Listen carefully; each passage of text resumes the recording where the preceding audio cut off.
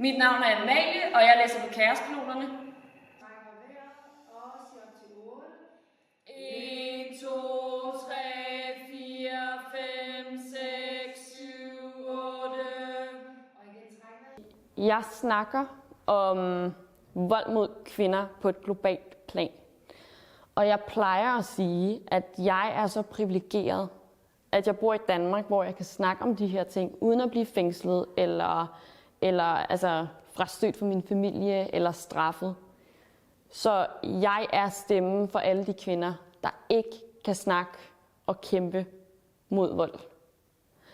Og når man ligesom har sagt, at jeg er stemmen for en masse andre kvinder rundt omkring i verden, så er det også meget vigtigt, at man har en stemme, som faktisk kan bære det og bryde igennem og blive lyttet til, og som har en bestemt autoritet på en eller anden måde. Og så går det ikke, at jeg kommer ud med sådan en lille fin pigestemme og er helt vildt glad og sådan her. Altså, så er det vigtigt, at der er noget pondus, og jeg kan få folk til at høre efter lige med det samme. Så det er også derfor, jeg snakker med Merete og får hjælp af hende. Det er for at blive endnu mere bevidst om, hvad er det, jeg gør, når jeg står på scenen. Hvordan er mit kropssprog? Hvordan er min stemmeføring?